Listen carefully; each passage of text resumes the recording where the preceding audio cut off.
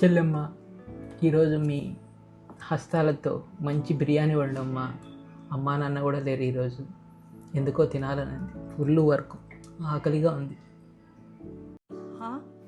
ఏంట్రా నా బతుకులా అయిపోయింది. మా అన్నయ్య బంగారం, కానీ చెప్పే పనులే నా రకం.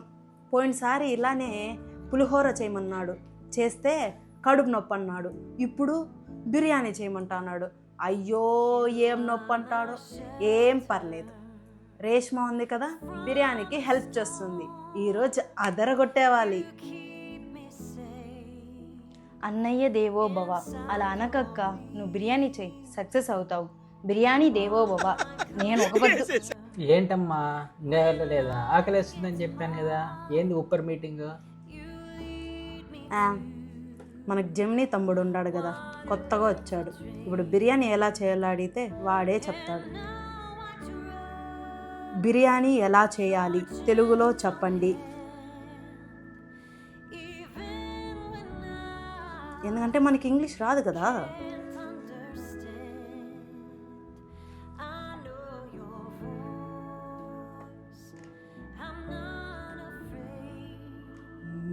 బిర్యానీ ఎలా చేయాలి తెలుగులో?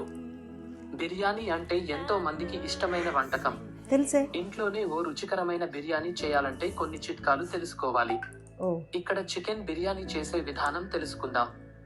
అవసరమైన పదార్థాలు: బాస్మతి రైస్, చికెన్ ముక్కలుగా కోసినది, ఉల్లిపాయలు చిన్న ముక్కలుగా కోసినవి, తోపుడుకున్న అల్లం వెల్లుల్లి పేస్ట్, పెరుగు, పచ్చిమిర్చి చిన్న ముక్కలుగా కోసినవి, కొత్తిమీర చిన్న ముక్కలుగా కోసినది, దాల్చిన చెక్క, లవంగాలు, ఏల అక్క, జాజికాయ, పసుపు, కారం, కమ్మటి పొడి, గరం మసాలా, నూనె, ఘీ.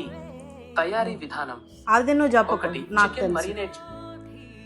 గూగుల్కి కూడా మనం మరీ చనువు ఇవ్వకూడదండి. మన ప్రయత్నం ఏదో మనం చేయాలి. Yes, let's go to kitchen.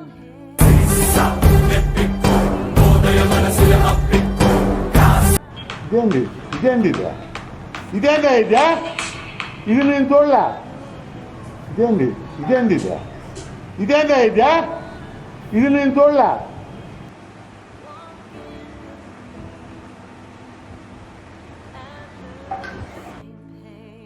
Bro, వంట చేసేటప్పుడు చూడాల్సింది కిచెన్ని కాదు, వంటని.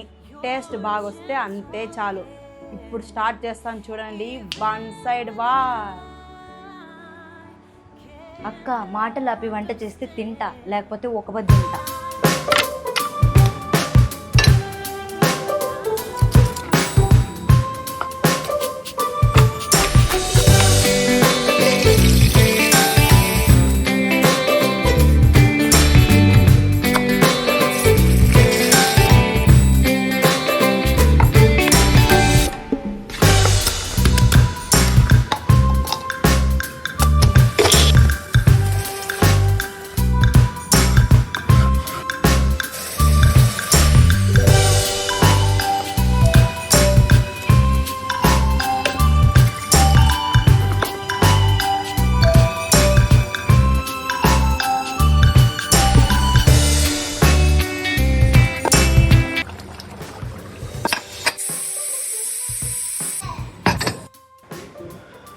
మొత్తానికి జమినీ తమ్ముడు చెప్పినట్టుగా అన్నీ చేసేసానండి. ఈ కుక్కర్లో రెడీగా పెట్టా. ఇంకో 5 minutesలో బిర్యానీ ఇలా రెడీ అయిపోతుంది. అయిపోయిన వెంటనే మీ అందరికీ చూపిస్తాను. కళ్ళతోనే తినేయండి మీరు. బాగా కామెంట్ సెక్షన్లో టేస్ట్ ఎలా వచ్చిందో కామెంట్ చేయండి మర్చిపోకుండా. ఓకే, ఈ ఫోటోలో చూసారా, ఇదే నేను చేసిన బిర్యానీ అని చెప్తే మీరు నమ్మతారా? ఇది కాదండి, నెక్స్ట్ వచ్చే ఇమేజే నేను చేసిన బిర్యానీ. మొత్తానికి ఫైనల్గా మనకి బిర్యానీ అయితే టేస్ట్గా వచ్చింది. మీరు కూడా ఇంట్లో ట్రై చేసి చూడండి. మీ అన్నయ్య దగ్గర మంచి పేరు తెచ్చుకోండి.